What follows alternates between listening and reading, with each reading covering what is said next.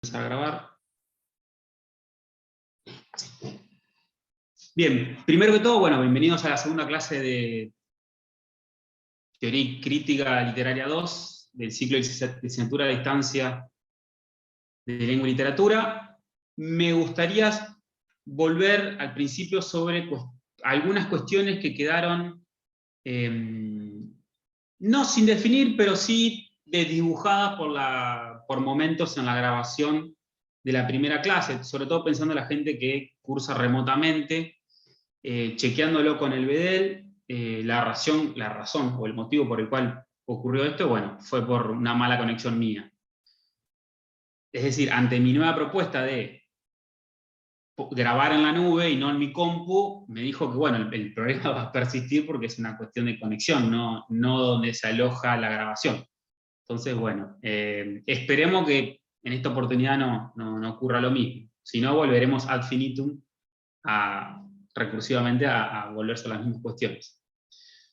Bueno, subrayo ante todo lo más importante de la primera clase, o lo que nos interesa a todos,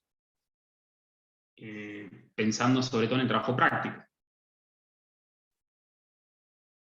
La idea general es ver cómo la literatura de Borges puede participar de la filosofía, o cómo puede ser leída como filosofía, en los términos en que la ley del género de Derrida lo permite, ¿no?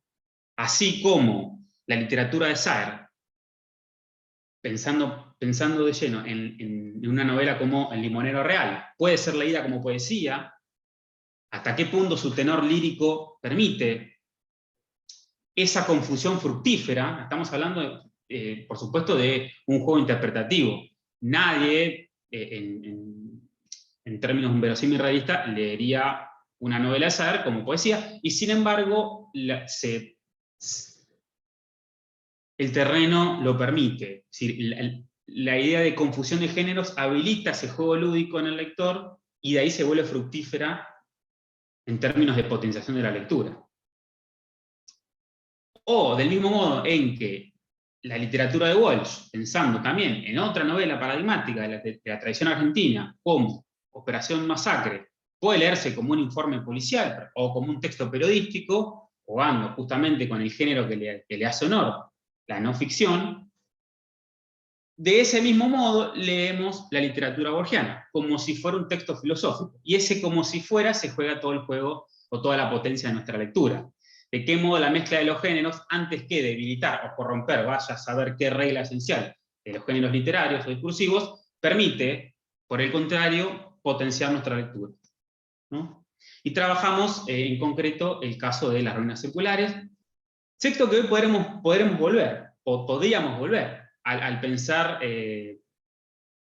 al leer de otra forma la literatura de Borges, ya bajo la lupa de Rosemary Jackson, bajo la lupa de lo fantástico como género, o como modo fantástico, como lo va a definir, ¿no? Pensando sobre todo en la imaginación racional que propone Borges. Pero bueno, no nos adelantemos y vayamos por partes. Las lecturas pautadas por hoy eran básicamente dos. Era el texto del modo fantástico de Rosemary Jackson y los cuentos de Cortázar. Lo que entre comillas sobra o se plantea como complementario a los textos que vamos a trabajar hoy. Pienso, por ejemplo, en la introducción de Patricia Wilson, de la literatura fantástica.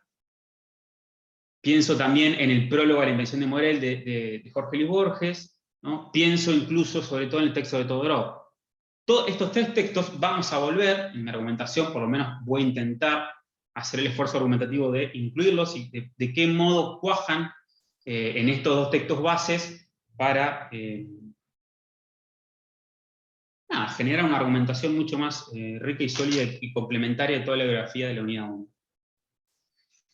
Bien, empecemos. El modo fantástico es el primer capítulo, especie de introducción de un libro publicado en el 81, y que se publica 10 años después del texto, diríamos central o diríamos canónico, de la teoría literaria en relación al género fantástico, que es el texto de Todorov, ¿no?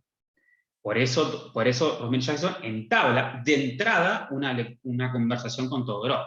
Después vamos a ver, bueno, qué tipo de conversación entabla Jackson con Todorov.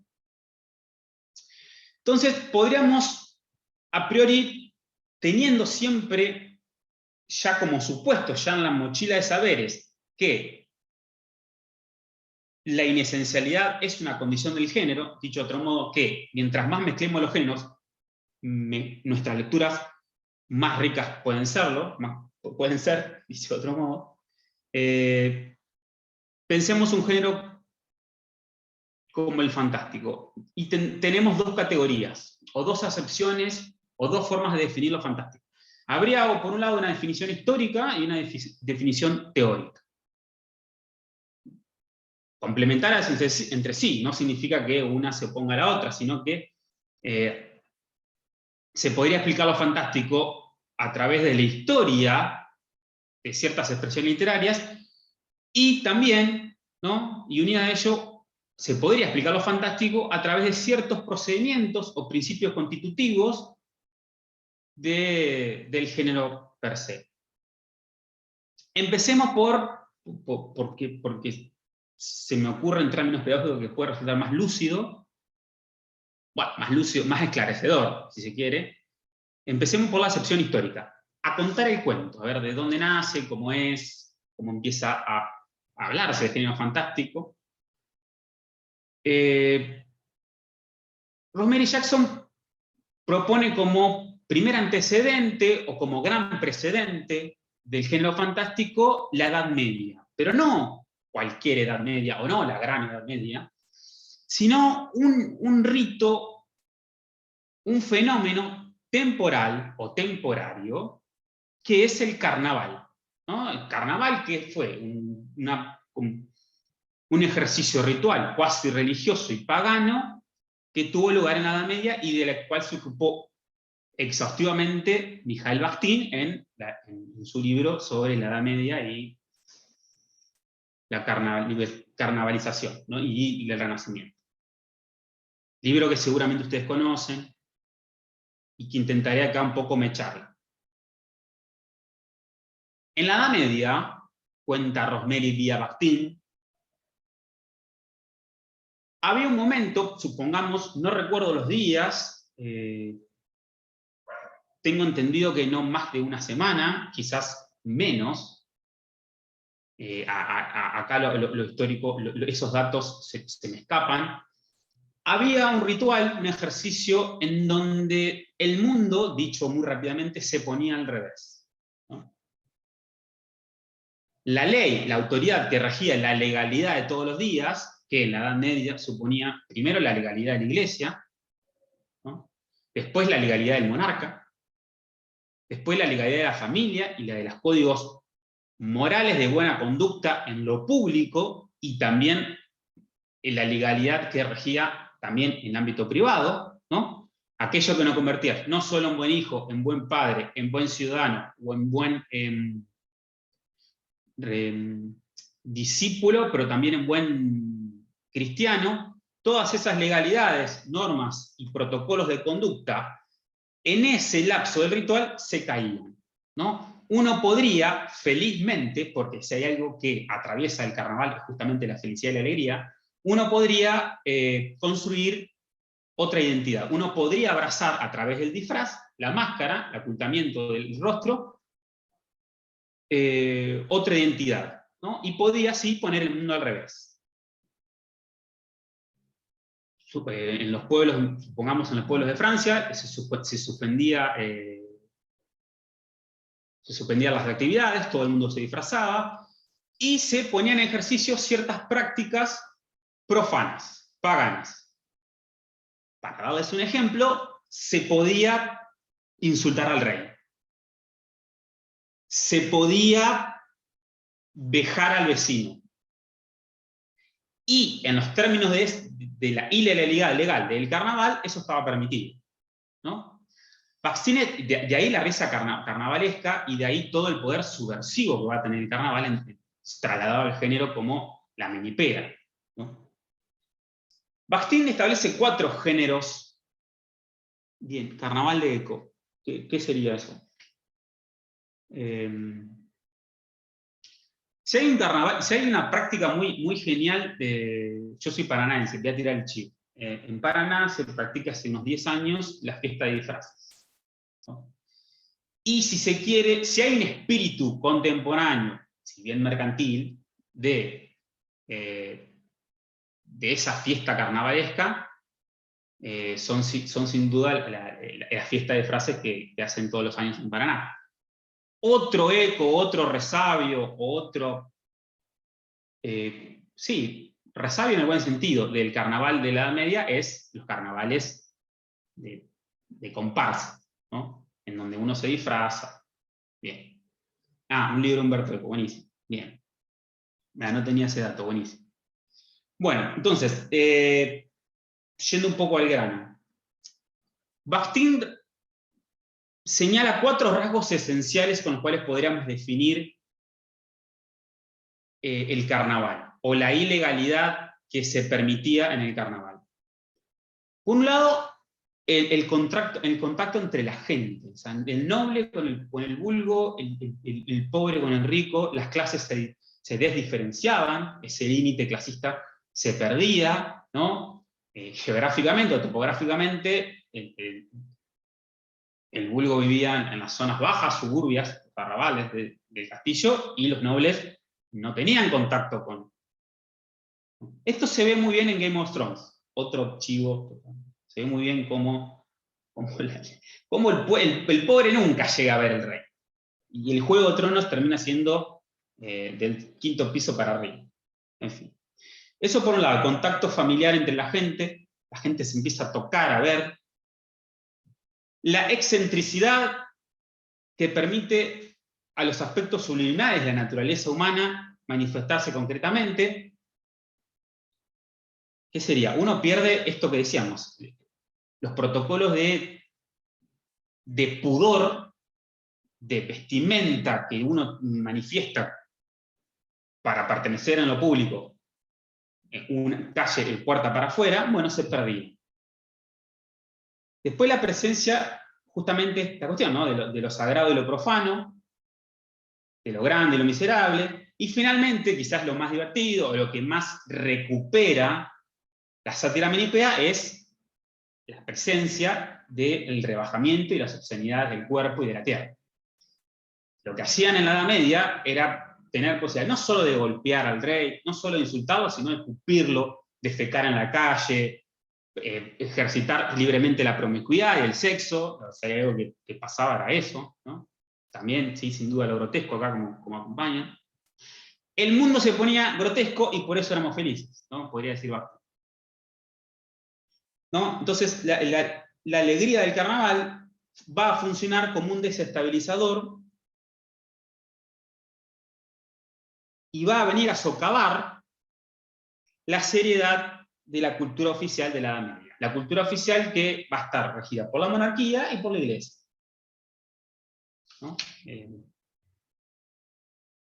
Ahora bien, ¿qué tiene que ver esto, o cuál es la gran pregunta que podemos hacer, es qué tiene que ver el carnaval con el género fantástico? Bueno, porque en este poder desestabilizador, en esta potencia subversiva de este ritual, podemos encontrar un puñado de rasgos que van a permanecer, o lo vamos a encontrar, vamos a poder localizarlos en el género fantástico, sin importar después sus variantes.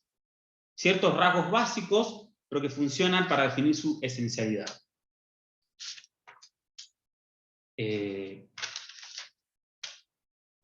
Sí. Bien. Entonces, primero porque Rosemary Jackson acentúa esto, de que lo fantástico porta un carácter subversivo, ¿no? Dice, es un único medio, y acá ella recupera dos acepciones, una de Dostoyevsky y otra de Sartre, ¿no? Teóricos no menores. Primero, el género fantástico sería el único medio apropiado para sugerir una sensación de distanciamiento, de desalienación respecto de los órdenes naturales.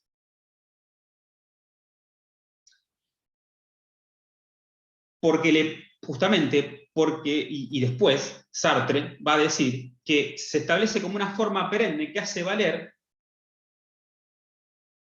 o dicho de otro modo, es la única forma posible de crear un mundo diferente al nuestro, secular capital.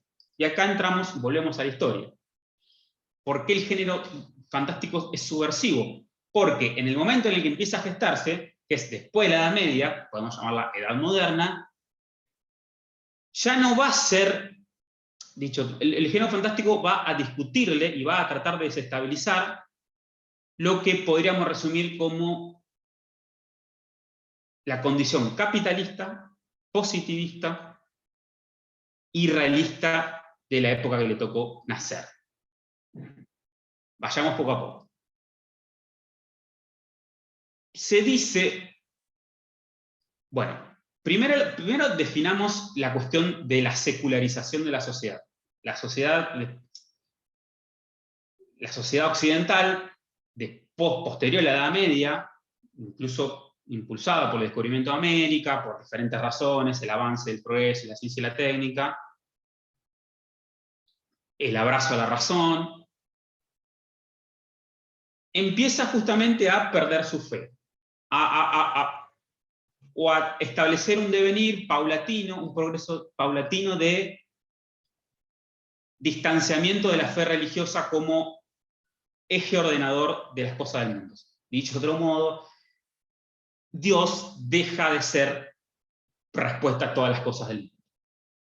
Ese lugar justamente de causalidad, de respuesta de verdad, lo empieza a ocupar progresivamente el hombre con su discurso científico, el hombre con su raciocinio filosófico, el hombre con su pensamiento de la ilustración.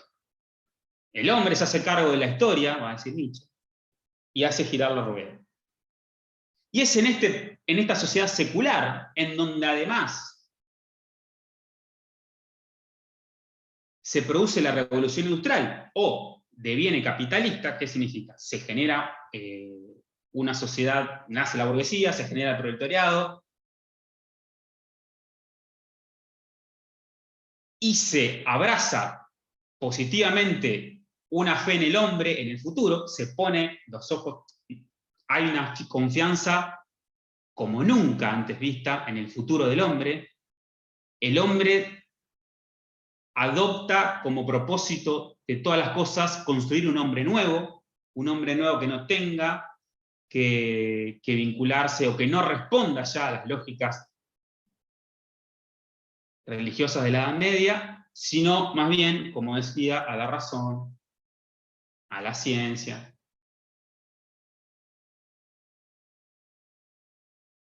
Y es en este punto en donde la realidad, los hechos concretos del mundo, estamos en una etapa muy materialista, ¿no?, en donde la realidad se define y se fideliza porque los hechos tienen que ser concretos, ya no ideales, y ya no imaginados. Es en este contexto en donde, en contraposición al romanticismo, nace el realismo. El realismo sería como el lado A del fantástico, o dicho de otro modo, el fantástico es el lado B del realismo.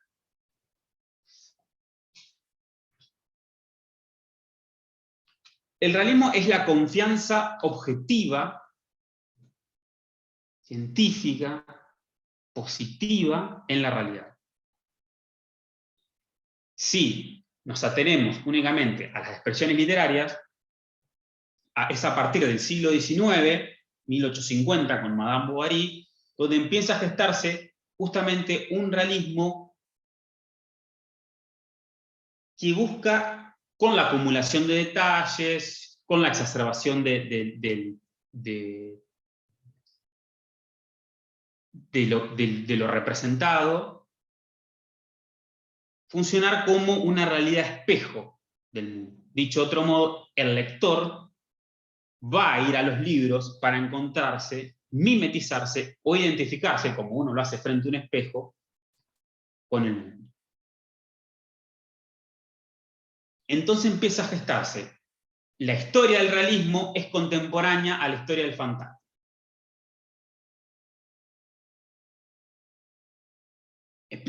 Expliquemos primero la historia del realismo.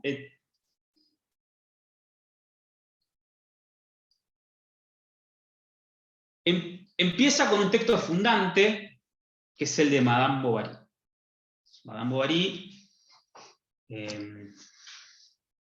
bueno, es la historia de una joven burguesa que, casada y aburrida de justamente su vida tediosa, desempleada, es decir, es una mujer que, porque no trabaja, porque está acomodada, es de clase alta y porque justamente tiene tiempo, puede leer, se da el lujo de leer en el siglo XIX, se aburre y encuentra en los universos o en los mundos que figuran en los libros que lee una pasión inusitada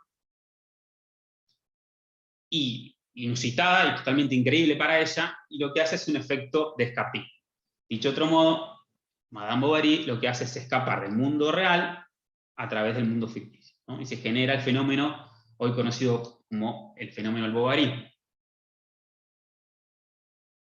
Bien, ese libro es un bestseller, es un éxito total, y lo hace a través de una prosa realista. ¿Qué quiere decir? A través de una prosa que intenta ser fiel, construir una realidad y una verdad fehaciente que pueda ser comprobada por los sentidos del lector. El lector encuentra en ese mundo narrado la seguridad, la identificación del mundo en el que vive, ¿no? Funciona como continuidad del mundo en el que vive. Les voy a leer un pasaje, porque nos va a servir para contrastarlo con otro, de Madame Bovary. Dice, bueno, ella está en un convento, y está en un convento con unas amigas, y se vuelve loca porque, bueno, le acercan libros. Dice, en la clase de música se contaban romanzas que trataban siempre de angelitos con alas de oro, de madonas, de lagos, de gondoleros, apacibles composiciones, todas en las que, a través de un ñoño estilo y del atrevimiento de las notas, se vislumbraba la atrayente fantasmagoría de las realidades sentimentales. Algunas de sus compañeras llevaban al convento los libros que habían recibido de regalo y que se veían obligadas a esconder para leerlos en el dormitorio.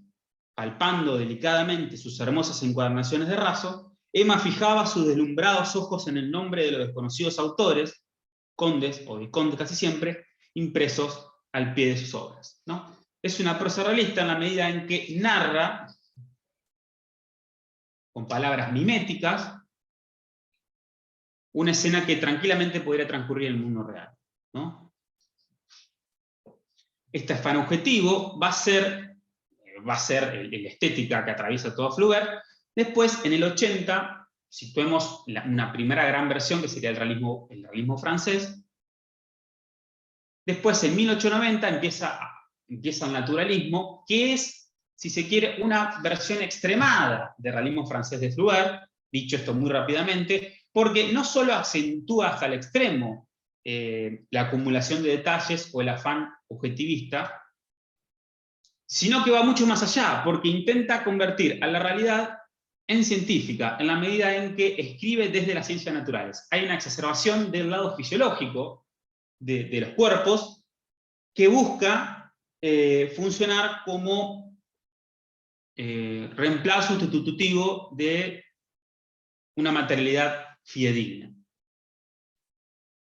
Dicho de otro modo, el lector, cuando se enfrentaba a ese libro, tenía datos fehacientes del cuerpo, pero a su vez tenía descripciones fehacientes, o búsqueda fehaciente, de los cuerpos humanos.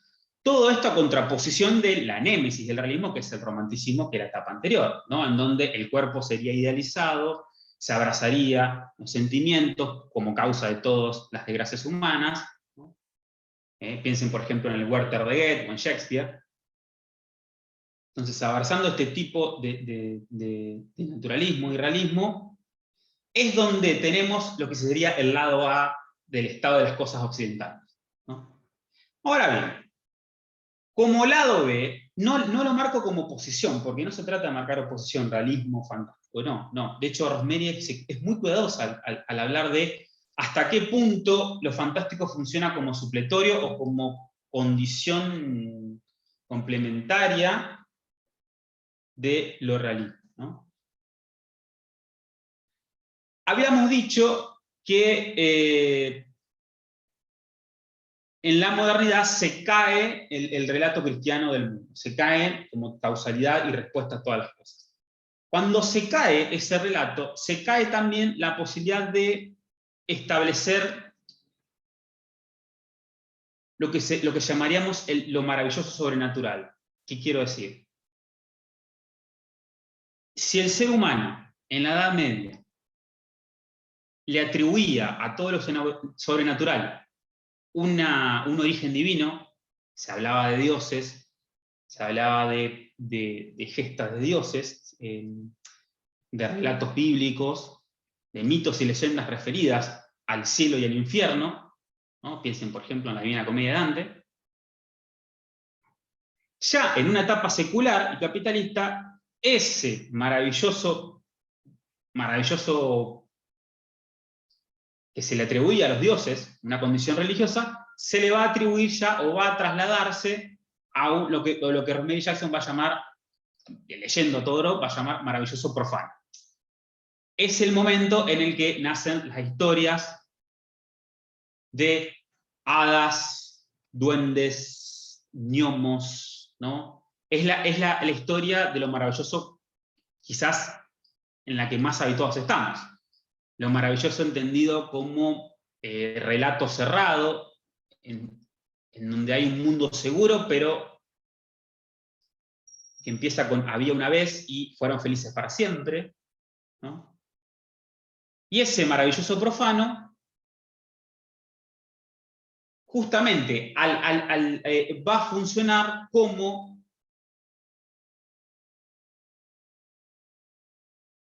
paulatinamente como ensombrecimiento de ese realismo. Pero acá empieza a meterse todavía no hablamos de fantástico, ¿no? Sino que es cuando, a ver, hay una, sí.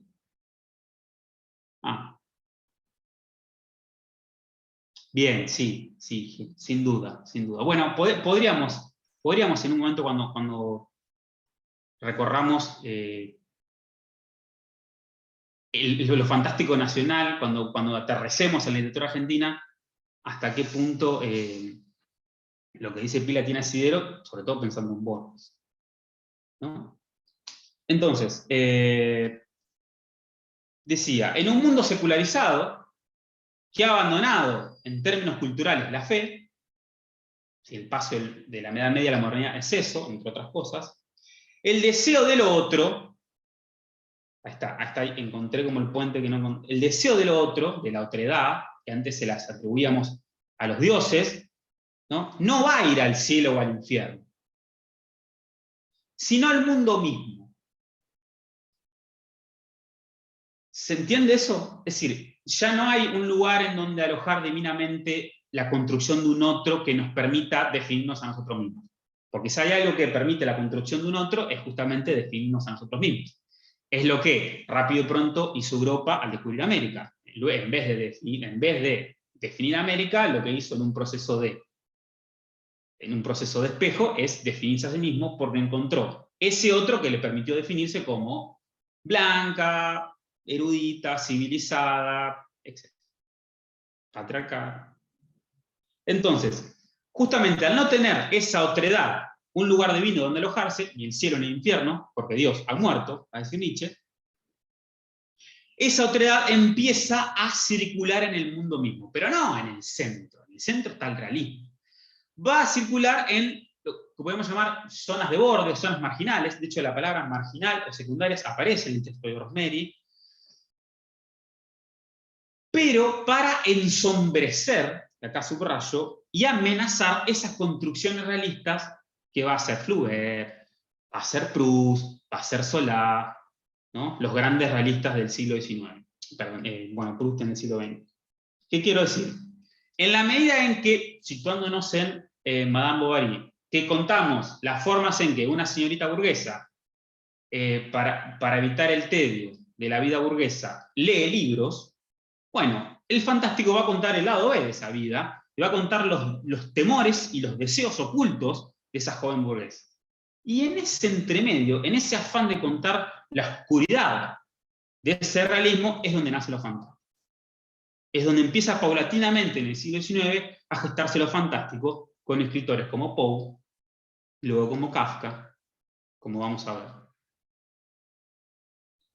Entonces, una gran primera definición de lo fantástico sería definir como un espacio espectral de realismo, ¿no? Ni enteramente real, ni enteramente irreal, sino entre medio de ellos. Esta definición espacial de entre medio, tengámosla en claro porque lo fantástico sería una alteridad. Sería la plataforma en donde lo otro se construye. Pensemos, por ejemplo, en un cuento como Poe. A ver, que lo tengo acá a mano. Cuento. De hecho, Rosemary recupera el relato del gato negro de Edgar Poe como el gran modelo de construcción del otro, mundano, profano, no religioso, del miedo del otro. La literatura de Poe nace cuando empiezan a robar en Inglaterra. Y esto lo vamos a ver muy bien en el género policial en la unidad siguiente.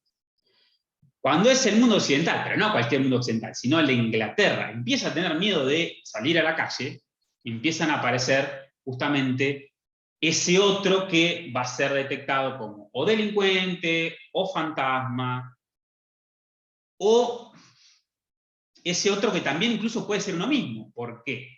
Si hay algo que se detiene, Rosemary, en las páginas finales del capítulo que leí, es que una gran figura muy presente en el género fantástico es la figura del doble, del doppelganger. Es del otro yo demoníaco, diabólico, que lo que hace es autodestruir.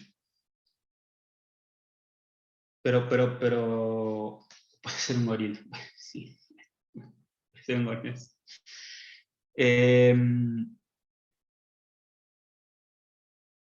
Decíamos, el gato negro Poe es un gran ejemplo del gato negro, como el personaje del gato negro, tal cual. Les leo la primera página, ahí se conecta otro. Les leo la primera página del gato negro. Les leo, así nos detenemos en lo siguiente. Dice, no espero ni pido que alguien crea en el extraño, aunque simple relato que me dispongo a escribir. Loco estaría si lo esperara, cuando mis sentidos rechazan su propia evidencia. Pero no estoy loco y sé muy bien que esto no es un sueño. Mañana voy a morir y quisiera aliviar hoy mi alma. Mi propósito inmediato consiste en poner de manifiesto, simple, sucintamente y sin comentarios, una serie de episodios domésticos. Las consecuencias de esos episodios me han aterrorizado, me han torturado y por fin me han destruido. Fíjense, aparecen muchas palabras claves que nos permiten dar cuenta, ya pegando el salto hacia la definición más teórica del fantástico, de definir lo fantástico como el escenario en donde aquello que en el realismo se planteaba como una aseveración, una certeza, una posibilidad, una realidad, en el género fantástico se va a poner en duda. Porque si el realismo de Flaubert, el realismo de Zola, el realismo de los grandes realistas, el de Balzac, el realismo de... El mundo que se narraba era manifestado frente al lector, en la experiencia de lectura, como un mundo posible, un mundo uniforme, un mundo visible, un mundo decible, un mundo conocido, un mundo real, ¿no? Como si fuera la canción.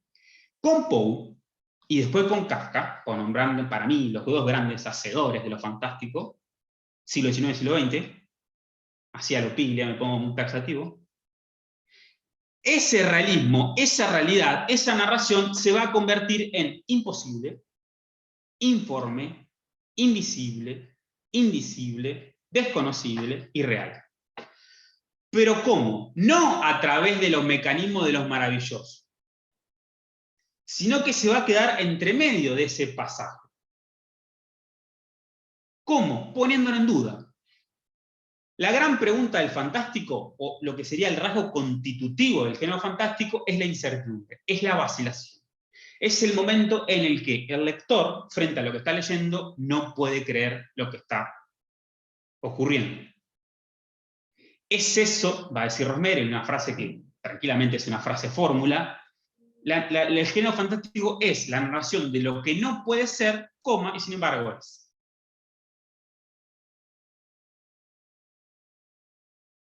Fíjense, volvamos a la cita de El gato negro de Poe. No pido ni pido que alguien crea, ¿no?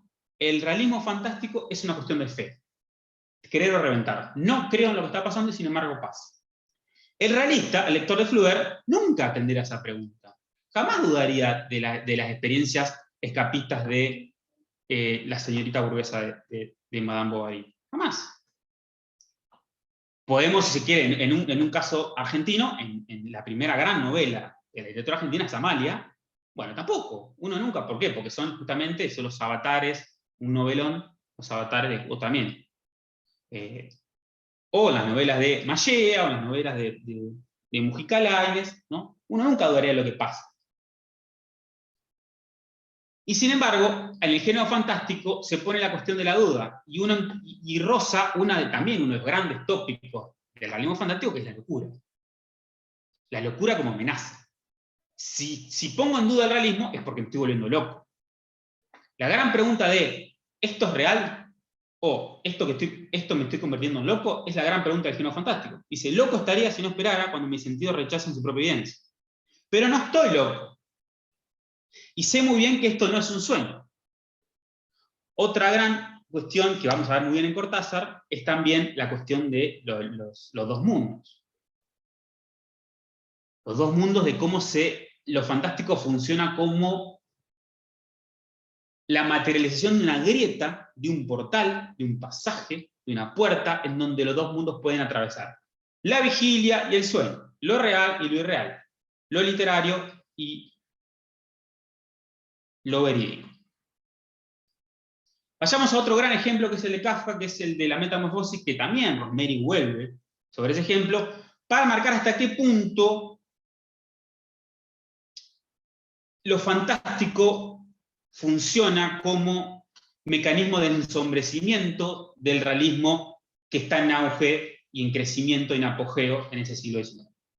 Y en este caso en el XX. Vayamos a la metamorfosis. Es el primer párrafo, les leo. Seguramente es un texto que seguramente conocen. Es uno de los grandes comienzos de literatura. Dice, al despertar de Gregorio Samsa una mañana, tras un sueño intranquilo, se encontró en su cama convertido en un monstruoso insecto. Se hallaba echado sobre el duro caparazón de su espalda y, al alzar un poco la cabeza, vio la figura convexa de su vientre oscuro, surcado por curvadas callosidades, cuya prominencia apenas si podía aguantar la colcha que estaba visiblemente a punto de escurrirse hasta el suelo. Innumerables patas, lamentablemente escuálidas en comparación con el grosor ordinario de sus piernas, ofrecían a sus ojos el espectáculo de una agitación sin consistencia. ¿Qué me ha sucedido?, pensó Gregorio. Y en esa gran pregunta también se cifra, ¿no? Si en Poe es estoy loco o no, acá es ¿qué me ha sucedido? Se le podría objetar a Rosemary, o se me podría objetar de que no es verosímil, no es creíble en el mundo que un ser humano se convierta en objeto. Y si no es creíble, si uno no lo puede creer, es justamente lo que eso que convierte en maravilloso. Porque el pacto de lectura no se crea, bueno, es obvio que se convierte en insecto, esto es maravilloso, lo descarto. no habría incertidumbre. Y sin embargo, la forma kafkiana, o lo kafkiano como estética, hace que uno al leer este texto realmente dude, como efecto de lectura, que demonio le pasó a Gregor Samsa. ¿No? Y es por eso digo que el realismo fantástico, en el fondo de los fondos, es una cuestión de fe del lector. Es una cuestión de qué se juega como efecto de lectura. Porque si aparece un dragón, o un hada, o aparece un mago, aparece Merlín, aparece Gandalf, ¿no? Uno automáticamente adopta o construye un pacto de lectura en los términos de lo que Romerio va a definir como maravilloso. Sabemos que esto es imposible, lo leo como imposible. Y lo gozo y lo disfruto como imposible. Por eso nos gusta tanto justamente la seguridad del mundo mágico de Harry Potter, la seguridad del mundo mágico del Mordor y de la Tierra Media de Tolkien. Y por eso Stranger Things no es fantástico. Por llevarlos a una serie que quizás vieron.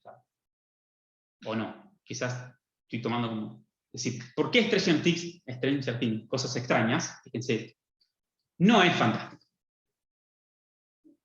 Porque se muestra el monstruo, porque se muestra el otro lado, porque se muestra el Demagorgon. Si la serie se hubiera quedado en el primer capítulo, en donde la madre intenta encontrar, lo escucha al hijo, como si fuera un gran cuento de Poe, un cuento de Poe que se llama El corazón de la Tor, en donde el personaje no sabe dónde está escuchando y empieza a romper toda la casa, sabe dónde está ese ruido, y es su propio corazón. Fíjense, el demonio está adentro. La gran figura del doble. Vuelvo a Stranger Things.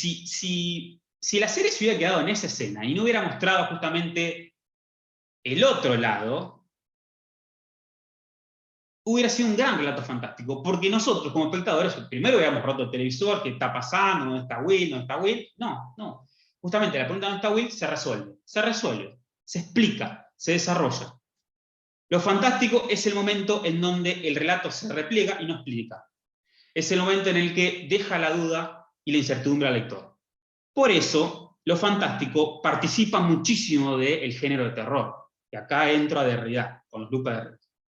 Si uno recorre el género de terror, va a encontrar muchos procedimientos de lo fantástico.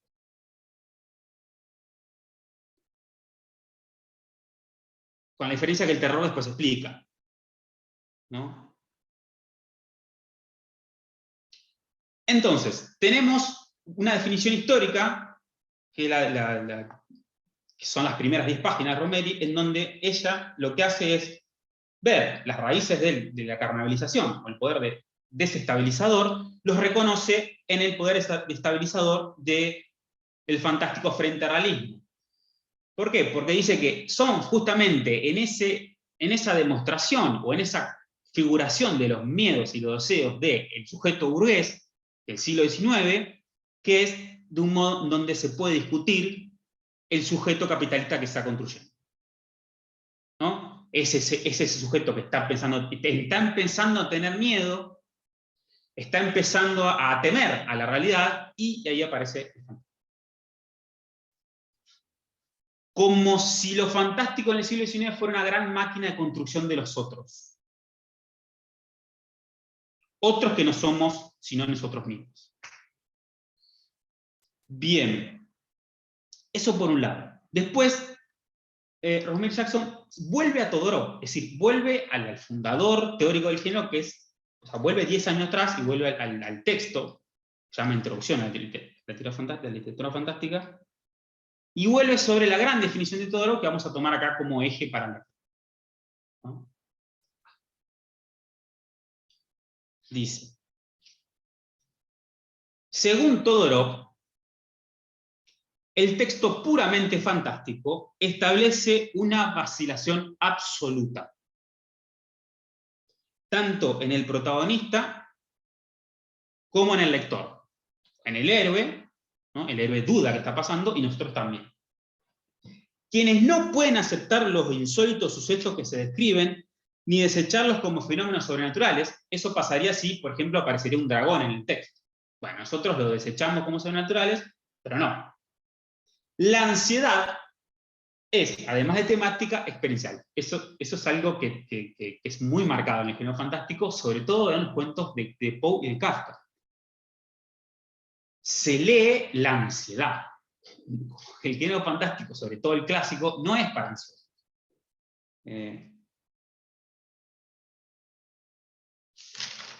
La posibilidad de que el sentido cierre, las cosas quedan abiertas. Entonces, la gran fórmula es lo que no puede ser y sin embargo es. Bien. Entonces, por un lado lo fantástico, ya metido en términos teóricos, problematizaría o sería una cuestión prismática, de visión. El sujeto, el héroe, pero también nosotros como lectores, se hace esta pregunta: ¿es posible confiar en lo que estoy leyendo? Y el personaje se pregunta: ¿es posible confiar en mi propio ojo o en el ojo que leo? Y también lo fantástico problematiza el lenguaje, ¿no? El lector, leyendo eso, se pregunta, sobre todo pensando en Kafka: ¿es posible confiar en eso que se habla y se registra? ¿Qué está pasando? ¿No? Entonces,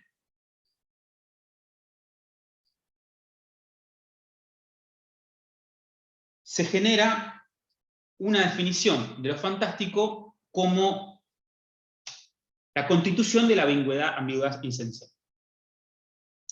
Ahora bien,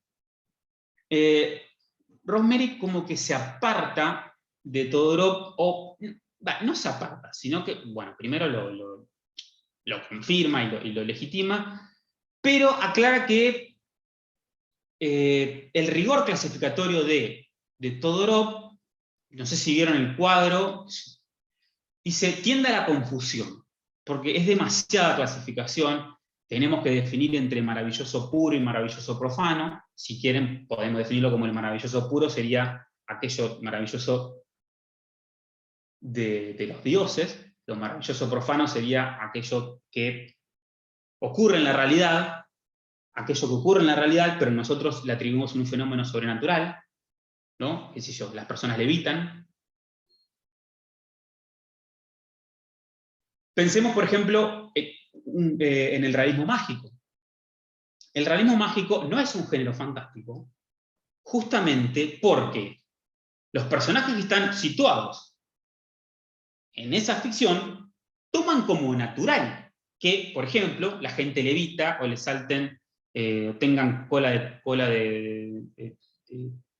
de chancho, o que lluevan flores amarillas, o que la gente resucite, o que la alquimia sea una práctica científica. Si estoy hablando de 100 años de soledad, por supuesto, en donde, que es el ejemplo modelo del realismo mágico, y en donde en ningún momento los Buendía tienen esta duda.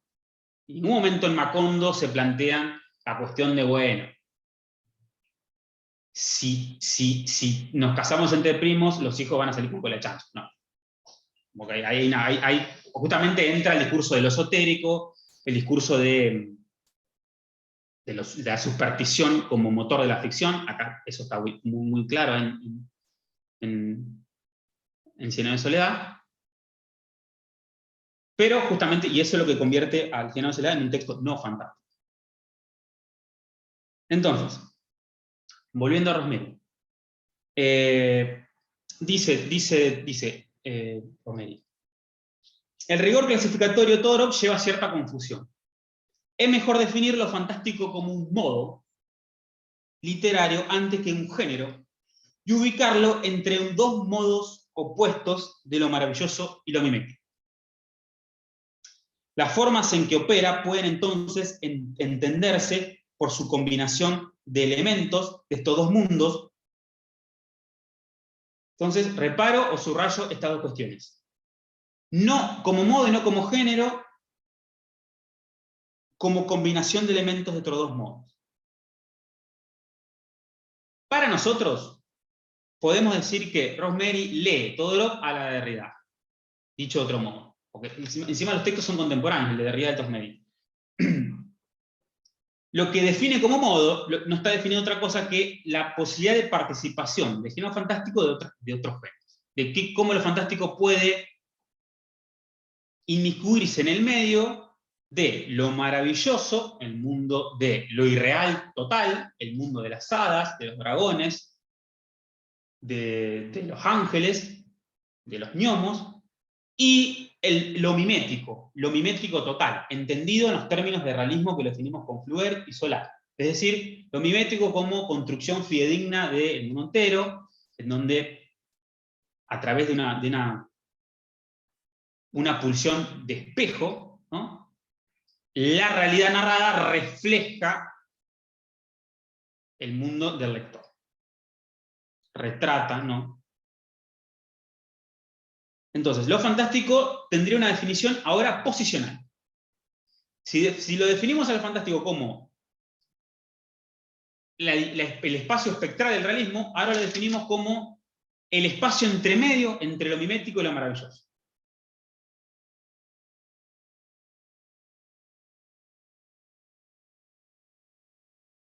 Bien.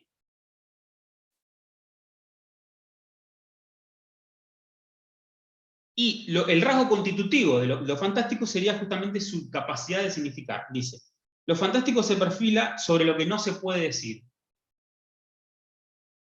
Falta de una verdadera significación como un rasgo definitorio del género. Justamente, de ahí que no pueda lo fantástico entenderse como alegoría. No podemos leer Frank Kafka como alegoría. Porque si le atribuimos una alegoría, estamos construyendo una interpretación de aquello que tenemos que dudar. ¿Se entiende? O, por ejemplo, no podemos leer a Poe tampoco como una alegoría. Alegoría no. Porque si en el momento en el que nosotros queremos atribuirle una interpretación y salir de la duda, que sería como una especie de mecanismo de defensa ante nuestra propia ansiedad existencial, no poder cerrar el sentido de lo que estoy leyendo, como si no pudiéramos vivir con esa falta, con ese agujero negro que se nos acaba de crear. Al momento en el que intentamos cerrar la interpretación, lo convertimos en otra cosa. Entonces, la no significación como rasgo constitutivo del género fantástico. Porque, vuelvo a repetir, resistiría tanto a la conceptualización de la alegoría como a las estructuras metafóricas de la poesía. Bien, hasta acá, ¿cómo vamos? ¿Vamos bien? Bien.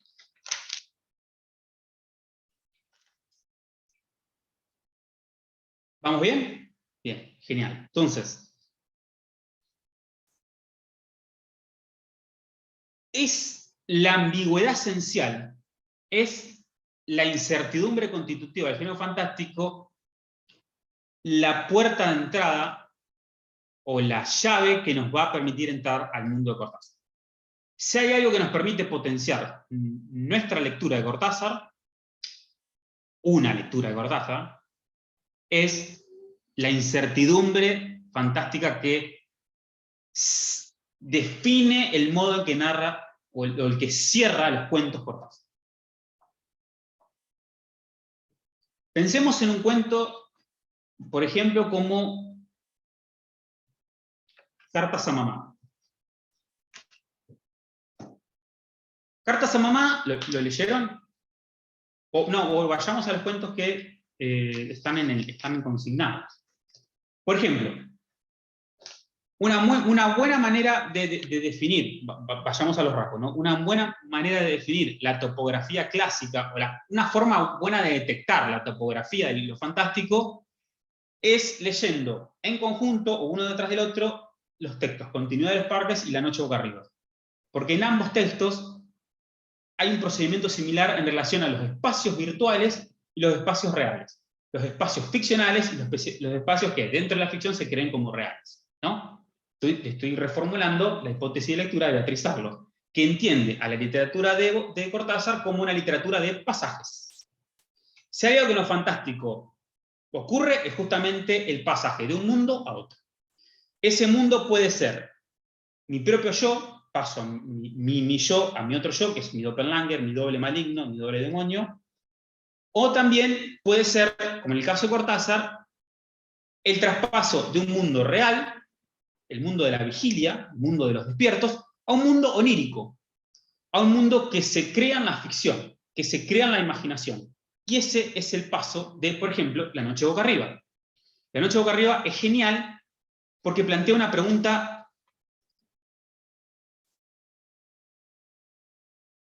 sin duda, la gran pregunta del mejor Cortázar. El mejor Cortázar es el Cortázar cuentístico. Esto es un juicio de valor. ¿Se acuerdan del cuento Noche boca arriba? Que es la aventura de un motociclista. O sea, el cuento empieza con que un motociclista choca y se accidenta y se despierta en el hospital. Y justamente ayudado o anestesiado o ayudado por los fármacos que le empiezan a proveer una vez internado, empieza a soñar. Y sueña que es un moteca, es un tan en la etapa precolombina, y sueña que está siendo perseguido por una tribu, justamente la guerra precolombina, por una tribu que lo quiere asesinar, lo quiere sacrificar, tomar como objeto de ritual, ¿no? Es un relato que pueden recuperar también en una película como Apocalipsis, la misma historia. Entonces, uno como lector va asistiendo todo el tiempo a ese juego entre el siglo XX, década del 60, motociclista accidentado, internado, que sueña ser un moteca.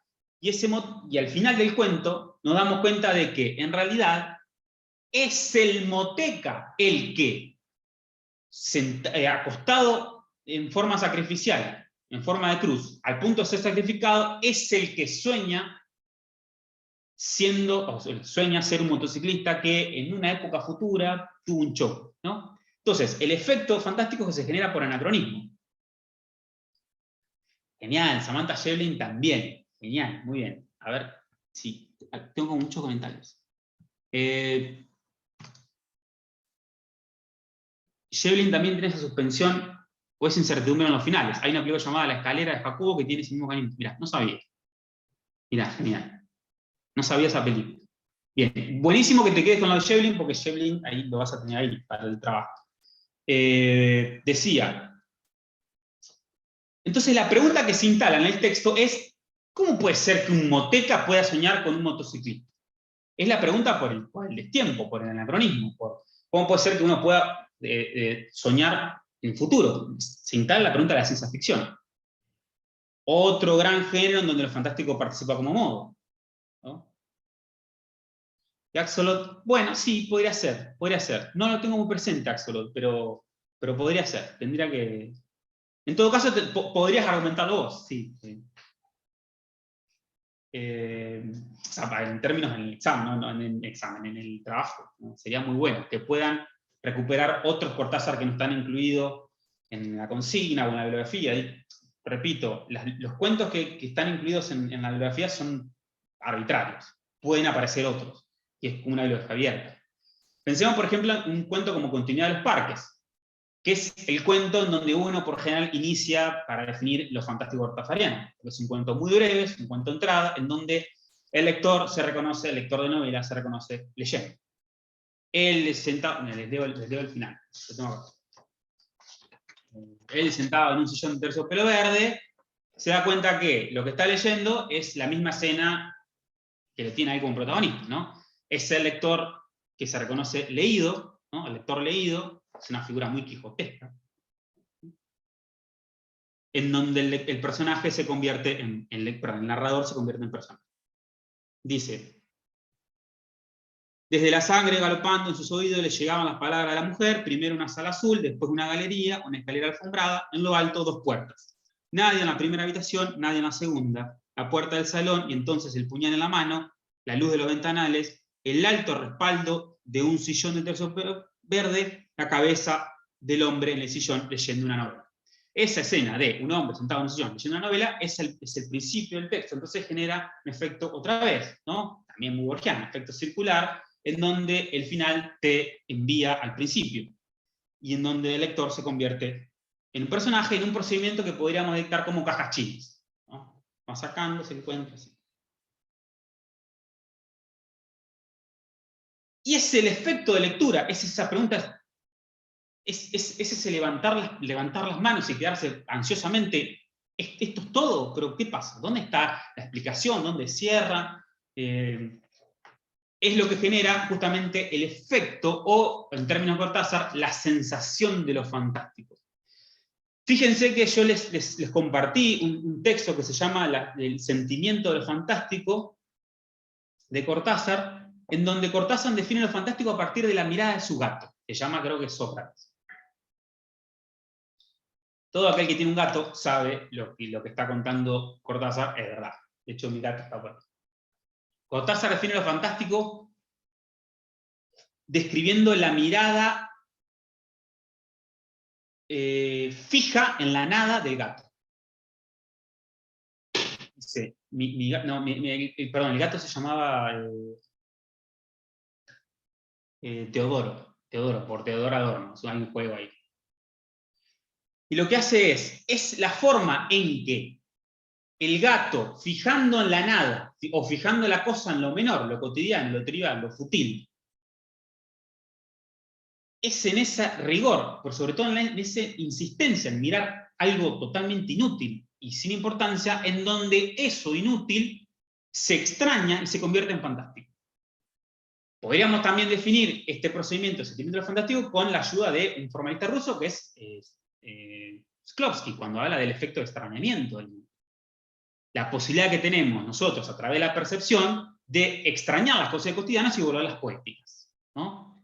En este caso no diríamos poéticas, sino que diríamos fantásticas. El efecto que genera ese procedimiento de el gato mirando una taza tanto tiempo que uno dice, bueno, ¿qué tiene la taza? Convirtiéndola en poética, bueno, es ese efecto de lo fantástico lo que nosotros reconocemos como constitutivo, como un comportamiento netamente fantástico. Pero bien, si les nombré la continuidad de los parques, si les nombré La noche boca arriba, fue para que ustedes puedan detectar muy rápidamente la topografía fantástica que Rosemary define como básica del género. Pero también están muchos cuentos, ¿no? La idea que, ella, no sé si, ella cita Alicia en el País de las Maravillas, lo cual ahí yo me repliego, porque ya que parezca un conejo que habla, ya ahí se lo convierte en maravilloso. Pero ella insiste en Lewis Carroll y ahí yo ahí leo una contradicción, pero bueno, le sirve tan bien el ejemplo que lo pone, ¿no? Ahí yo noto como una... Porque también está la definición que ella, y luego incluso contradice, de que en realidad el género fantástico parte justamente del mundo realista, empieza como un texto realista. De hecho, Alicia empieza de esa forma, es una nena que está ahí paveando en la casa, creo que es castigada o está esperando comer, no me acuerdo cómo es la escena, y ella se pierde en un bosque, como se escapa, no, ahí no recuerdo, como que me pierdo. Y bueno, es encontrada por un conejo, el conejo la persigue y se meten atrás de un árbol. Esta cuestión también, tan Narnia, la cuestión del ropero, el pasadizo, es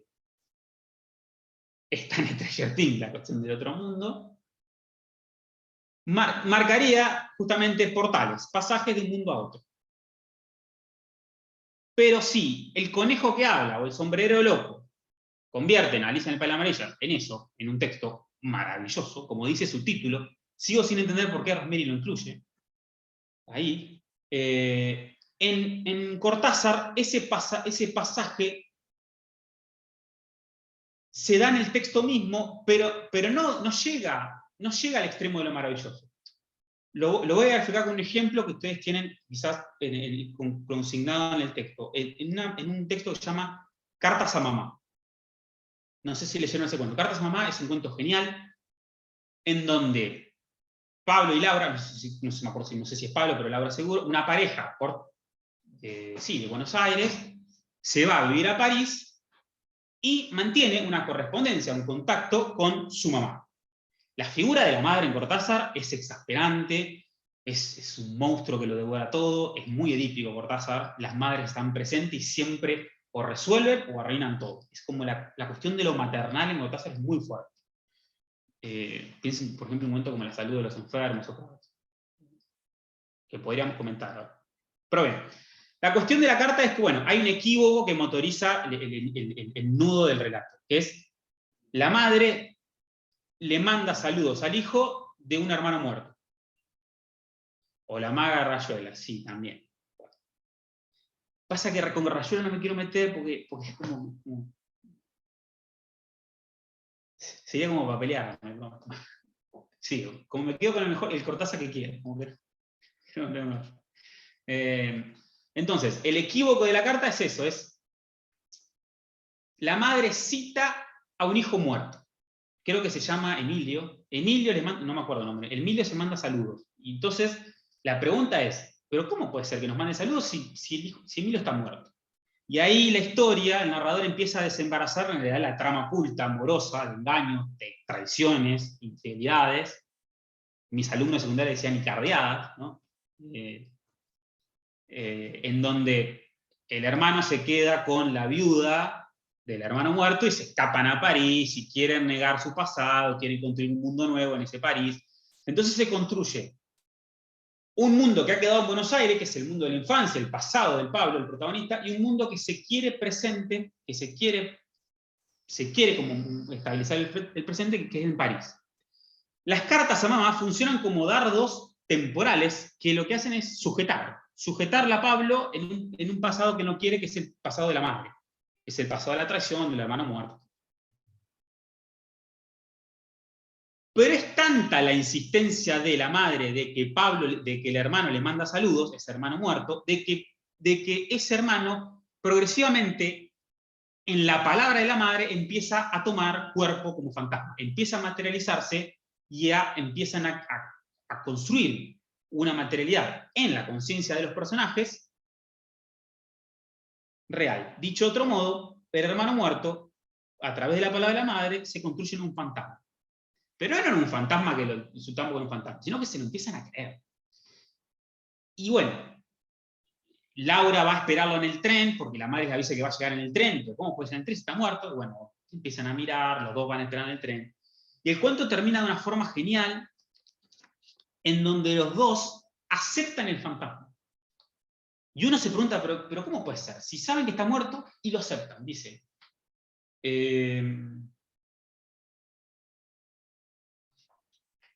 A ver si lo tengo acá. Porque me gustaría leerlo, porque es como muy bueno. Bueno, Cortázar tiene esta cuestión de plot twist, de que el final es un final giro inesperado, es un procedimiento muy del cine ese.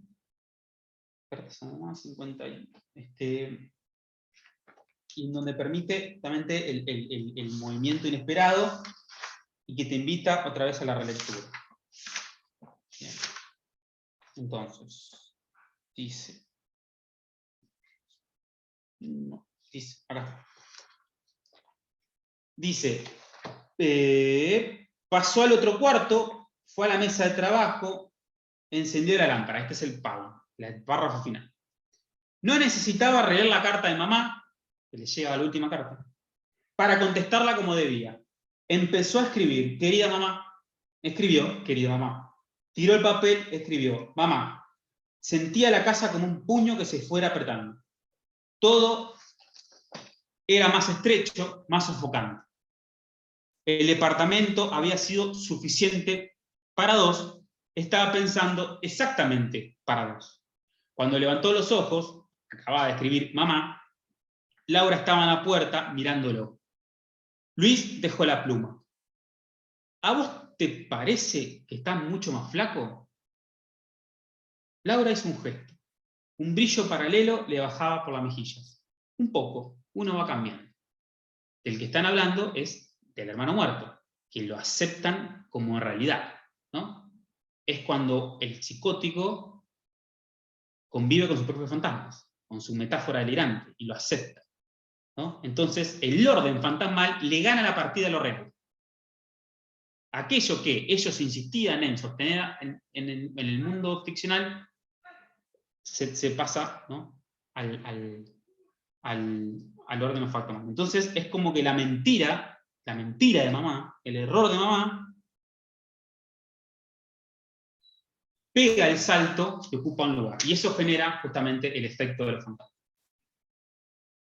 Otro gran, para ir un poco cerrando, otro gran cuento de Cortázar es La salud de los enfermos, en donde otra vez aparece una mamá, una mamá que está muy débil y que no tiene que sufrir sobresaltos, y que toda la familia construye una ficción, un relato, una novela familiar, en donde todo está bien, no hay ningún problema, y en donde la persona que se va muriendo, por ejemplo, el hijo Alejandro, que vive en Brasil, en realidad murió, y bueno, le siguen sosteniendo que siguen llegando noticias de Alejandro. Bueno, la mamá en realidad era una vieja zorra que les juega una treta porque sabía que le estaban mintiendo, pero son los mismos personajes que a tanto mentir se creen la mentira, y el cuento termina así. O sea, es genial como termina. Dice, o sea, muere la madre, y dice, 3 días después del entierro llegó la última carta de Alejandro, o sea, la carta mentirosa de Alejandro, donde como siempre preguntaba por la salud de mamá y de tía Clelia. Rosa, que la había recibido, la abrió y empezó a leerla sin pensar. Y cuando levantó la vista, porque de golpe las lágrimas le cegaban, se dio cuenta de que mientras la leía había estado pensando en cómo habría que darle a Alejandro la noticia de la muerte de mamá. ¿Cómo habría que darle a Alejandro la noticia de la muerte de mamá? ¿Cómo darle la noticia a un muerto de la muerte de otro? Y es en este pasaje en donde uno justamente se le genera la pregunta. ¿Quién está muerto? ¿Cómo fue posible? La misma pregunta que se genera en Casa Tomada. Casa Tomada de Cortázar es, bueno, ¿quién entró? ¿Quién es el invasor? Entonces ahí tenés diferentes acepciones. O es la avanzada peronista que viene a ocupar y termina forzando al pobre Cortázar autoexiliándose en París, es la hipótesis política. O es la hipótesis autobiográfica, porque hay un momento en que Cortázar, en una entrevista con Serrano, Joaquín Serrano, José Serrano, no sé, el nombre del español que hace entrevistas geniales en España, por la TV española, y bueno, es el momento en el que Cortázar cuenta el cuento, cuenta por qué escribió ese cuento, dice, no, yo en realidad soñé que me perseguían y que mi casa había sido invadida y yo me escapaba. Lo de la hermana lo inventé, el matrimonio de hermanos. Pero también está la hipótesis fantástica, es la hipótesis que nos podemos hacer nosotros. La hipótesis conclusa. ¿Quién entró? No sabemos. Y es en ese saber, en esa incertidumbre, es donde se genera quizás el mejor cuento de Cortázar, que es Casa Tomada. En un par de párrafos, en un par de líneas, se resume todo un estado ahí de los fantasmas. Bueno, podría seguir, pero como quieran. ¿Tienen preguntas, dudas, consultas?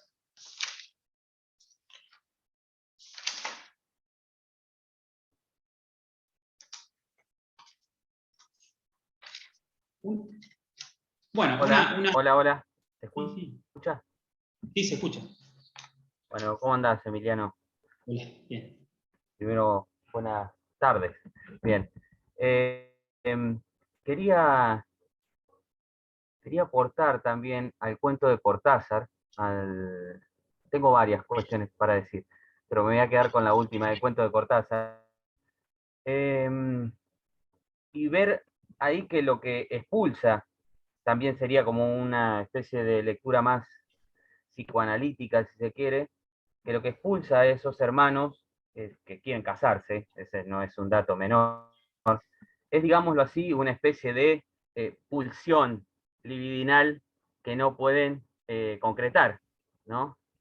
Y esa sería como otra, ¿no?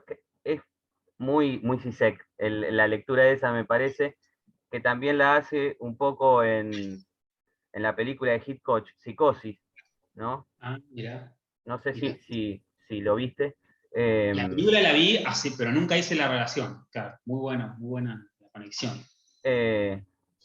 Por ahí es otra lectura que quebraría, digamos, lo fantástico, quebraría esa incertidumbre. Por eso hoy te Sí, ponía lo de la frase entre la religión y el psicoanálisis.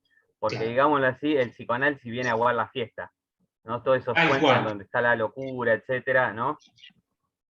Porque le da una explicación. Muy bien, muy bien, muy bien. Claro, claro. Si nosotros leemos psicoanalíticamente el Casa Tomada, es decir, como una especie es nuestro afán incestuoso de lo que nos termina saliendo de Argentina, ¿no? Pensamos que nuestro matrimonio en otro lado. Y terminás construyendo una lectura cerrando el sentido y no se genera la incertidumbre. Por eso es muy bien, muy buena el aporte de que el psicoanálisis, sí, sin duda vino a amargar. Porque el otro no se construye, el otro se explica. El otro no da miedo ya, el otro se termina explicando, ¿no? Claro. Muy bien. Sí, no, me quedé con la idea de imaginación razonada de Borges, que es como un punto de contacto.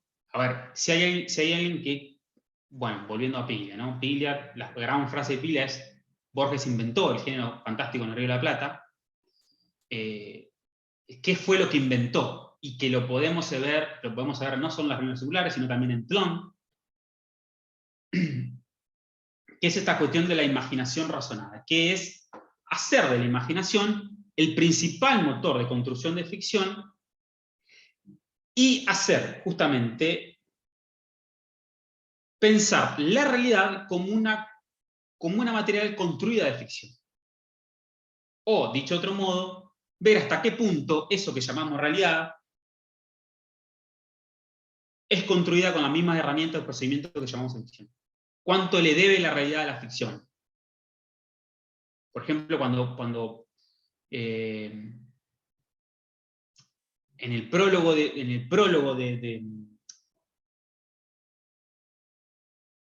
Borges a la novela de Bioy, su amigo, es un prólogo ambiguo, no sé si le está pegando, lo está celebrando, es medio raro, claro, se va a sorprender. Bueno, mi gata quiere salir. Le digo, bien, me voy. Decía que esa novela que narra la construcción de una máquina que permite proyectar los recuerdos, y esos recuerdos son vividos como presentes, y lo que hace justamente es perpetuar el tiempo. Máquina que también construye, es un gran homenaje también a Macedonio Fernández, otro gran cultor de la tradición fantástica, con el Museo de la Novela Eterna, que es, durante una máquina se proyectan imágenes de una mujer muerta. Decía que es a través de la imaginación, a través de la ficción, donde podemos pervertir la realidad o vivirla como si fuera real. ¿No?